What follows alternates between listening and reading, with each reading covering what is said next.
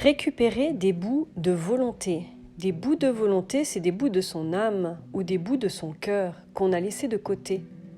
Toutes les fois qu'on a dit oui quand on voulait dire non, toutes les fois où on a laissé l'autre décider en face, toutes les fois où on a donné le pouvoir à quelqu'un d'autre, toutes les fois où on s'est tu, quand on aurait dû, quand on aurait voulu, quand on aurait pu dire quelque chose ou faire quelque chose, quand on garde au fait cette culpabilité et cette déception de soi-même parce qu'on n'a pas pu faire les choses comme on aurait voulu les faire.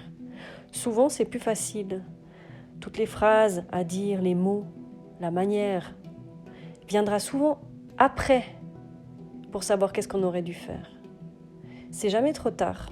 On peut toujours récupérer la chose et s'en libérer. Récupérer au fait ces petits bouts, toutes ces fois où on a mis sa vie de côté, où on s'est dit plus jamais j'aurais envie de ressentir ça, plus jamais j'aurais envie de vivre ça.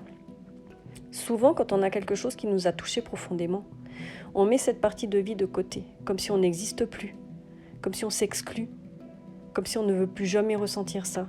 Donc au fait, à chaque fois qu'on fait ça, c'est des petits bouts de nous qu'on met de côté. Et à un moment donné, au fait, on se sent vide parce qu'on n'est plus entier.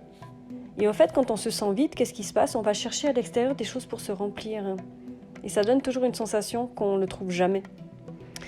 Donc pour libérer ça, ce qui est ultra important, c'est d'utiliser au fait la manière d'habiter son corps, d'avoir de la présence en soi, régulièrement. L'idée, c'est d'aller se connecter.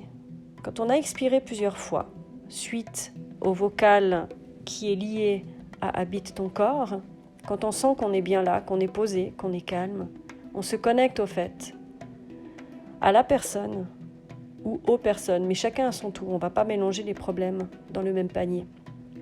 Donc on se connecte à cette personne à ce moment-là et on laisse venir les souvenirs, on laisse venir l'image de la personne, on laisse venir qu'est-ce qui s'est passé et on laisse venir l'émotion qui est en train d'arriver dans votre corps parce que vous la sentez très bien quand on est connecté, qu'on habite son corps.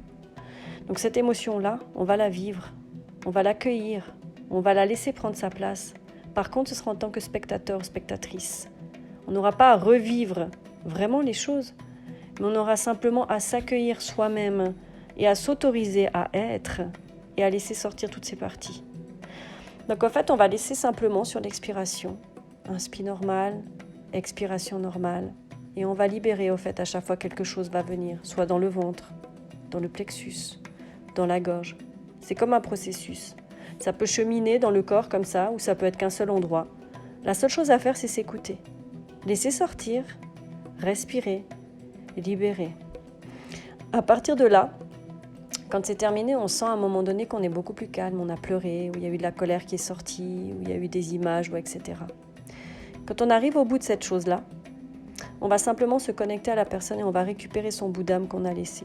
Souvent, on peut le ressentir ou le voir dans la main de l'autre personne ou sur le bord du chemin. On va simplement le prendre et on va le mettre à l'intérieur de son cœur. On va se reconnecter au fait à cette partie qu'on a laissée de côté, simplement. Donc on va ressentir de la chaleur, on va ressentir de la joie, on va ressentir un bien-être, une paix. Donc ce qu'on pourra faire, on n'est pas obligé de pardonner à l'autre personne si on n'en a pas envie. Par contre, vous pouvez vous libérer des liens qui vous retiennent. Et ça, c'est faire la paix avec vous-même et vous donner au fait cette liberté à nouveau. Quand vous avez fini la première histoire, vous continuez s'il y en a d'autres.